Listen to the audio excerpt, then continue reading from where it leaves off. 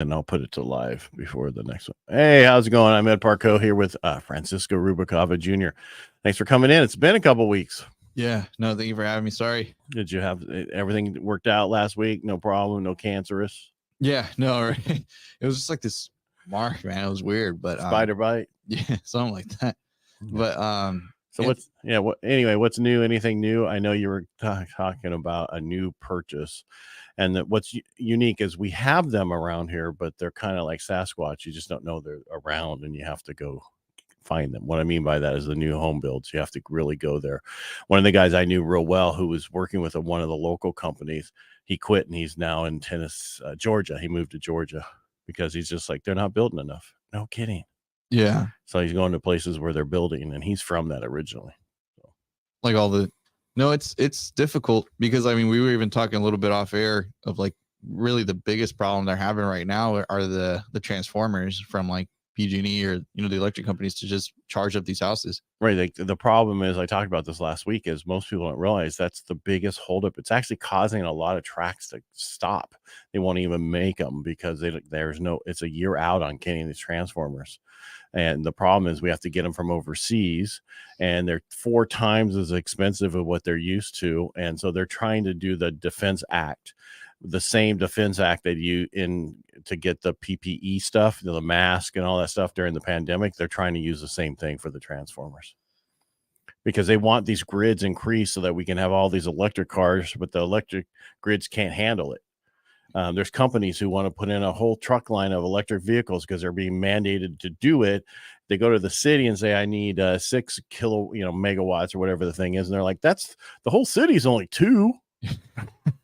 No, we can't do that. Yeah. Yeah. And it's a challenge that, you just have to be cautious of when you're going to these new builds, like check in and make sure that, or ask them, just ask where they're at and how accurate their days are. Because I mean, we were told we were going to be closing in March, and it is the end of September now. Right. And the house was built, I assume, the whole time. Yes. They were just waiting for the transformer. Exactly. Right. So that loan should have been just sitting there. Only thing that needed to be done is adjust the rate, extend the lock, and because appraisal would have been done showing that was complete. The only thing that you don't have is the occupancy certificate because of the power. Yeah. Well, and that's the thing that ends up still causing like a holdup, if you will. And with that, it's like you're saying, I mean, doing like a rate lock, but then who's going to pay it is the question, right? Like the borrower. Exactly. And that's the thing is it's just the rate lock. Usually you can lock it for up to 6 months, but most of the time, and in this market, you would have wanted to do that because a year ago at this time we were 6.5, where today we're almost 7.5. Right. Well, that's where the issue comes from too, because it's like if everything would have been as stated on their dates, but they're a builder, they don't have to. Exactly. And that's the thing. And that's why, we wanted to make this episode is just so that, you guys could cover your butts, because it's hard. I mean, it's like what I was explaining to Ed, off air, was that these people essentially went from like a 5 to 6% interest rate to like 8 in that time frame from March to now, because of the way that the interest rates did rise. So had the house been done, they would have been at a much better payment. Yes, they would have been, but it's not the builder's fault. There's no transformers.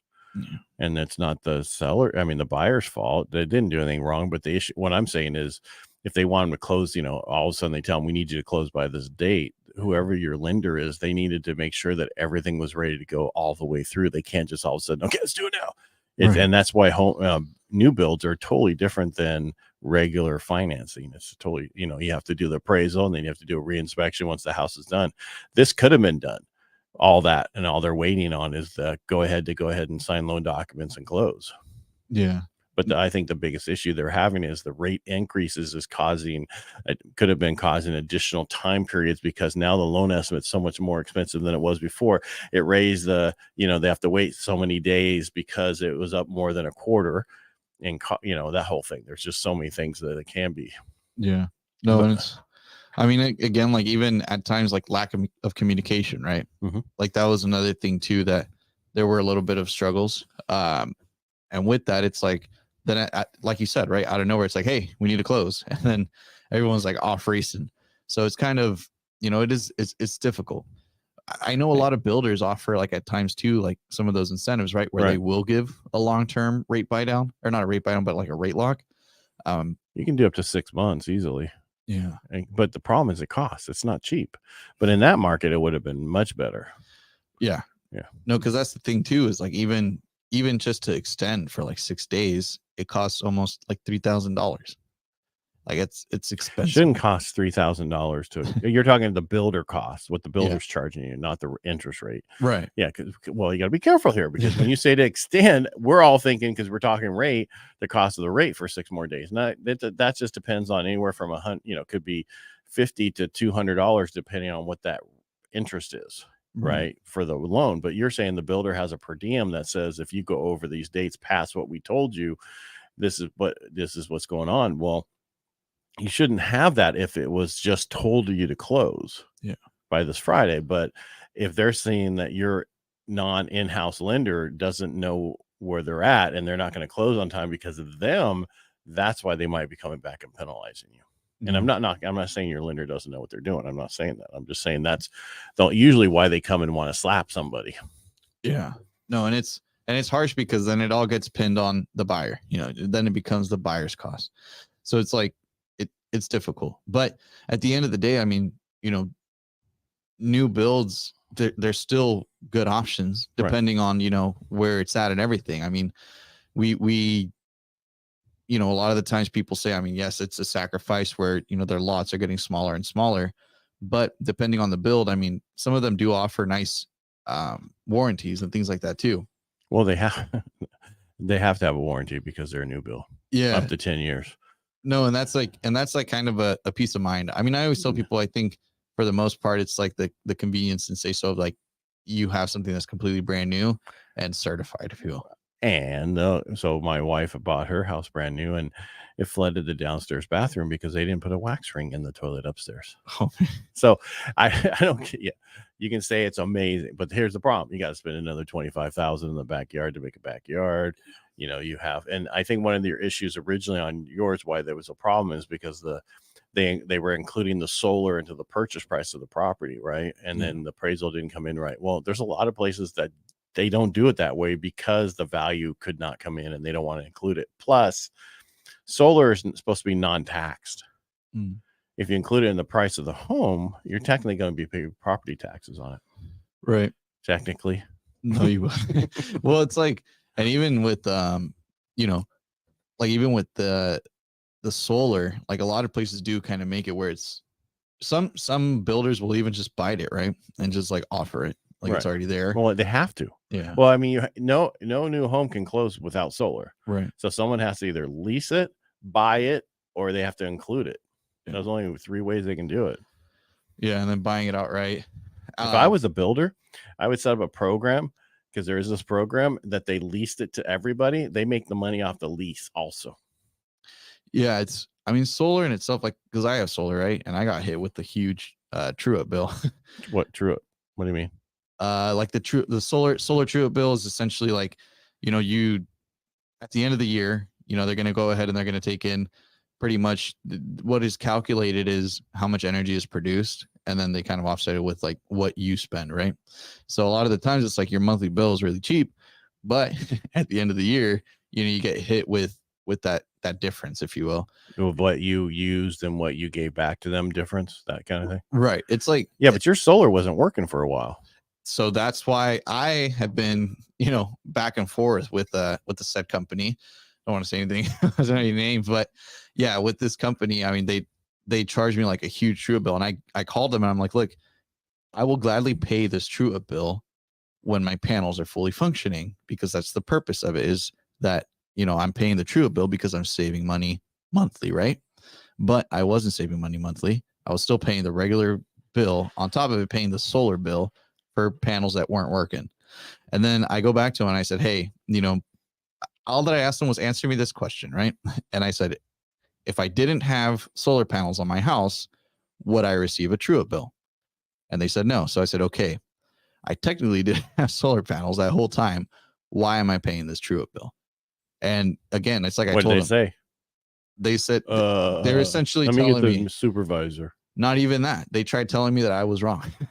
So I kept demanding, for a higher up, and I still haven't gotten a call back.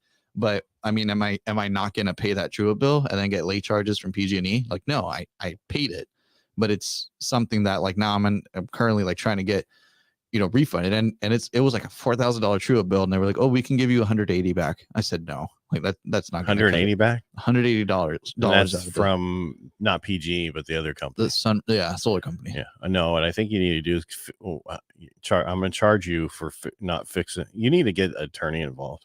Yeah. You're at that point now, and I'm not trying to be but it's ridiculous because it's been months. Yeah. As long as you've owned that property, we had issues because they did the roof wrong. They messed up the roof with the solar panels, and they came and then they weren't working. Dude, there's got to be something you can do.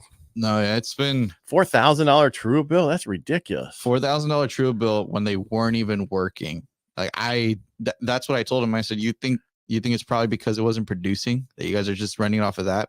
But that's what was crazy to me. I don't understand why you have to pay. That means you didn't pay anything per month.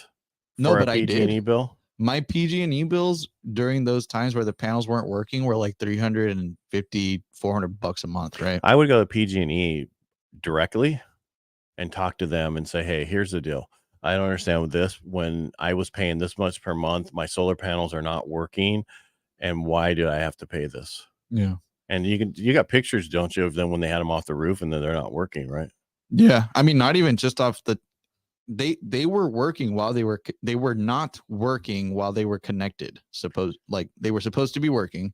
They were connected and everything, but it was the converter that was broken for months, like from September until like May. I would go to PG&E to get help on that because they could help you on that.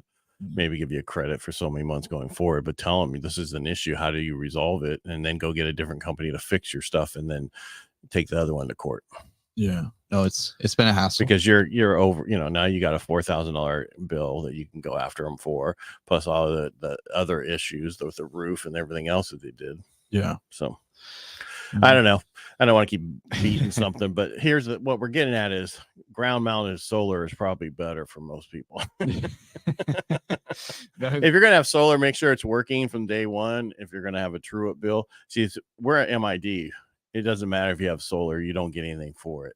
That's cool. Right. So that's why you see a few places with those Tesla batteries that are $5,000 to $10,000. And it's like, really? Why do they even have solar? Because it's going to take you forever to pay that back on that solar bill.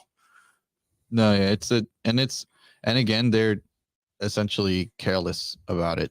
So it's, I mean, we could just label this whole episode of just being cautious, like always, really doing your homework. But understand that there's a transformer, issue right now. So new home sales probably are not going to close like they thought they were going on time if they don't have that in place. So first statement I would do is when you go to write a contract and you're signing it, you ask them, how are you on power? Is your will this close on time because you have the transformers coming in, or is there an issue? And if they say no, that's all taken care of, we already have it there, it's going to close on time, right? But if they say, well, we're waiting on them, all right, can we put in there, if the transformer is not available at this time, you guys are going to help us with this rate lock or whatever. You follow me? Yeah.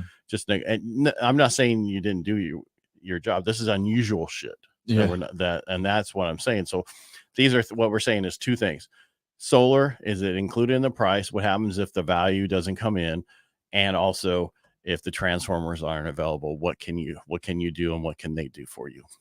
Right. Yeah, right. No, and be like resilient, when you're asking for these things. Because that's why you're supposed to have an agent. Yeah. No. And with you.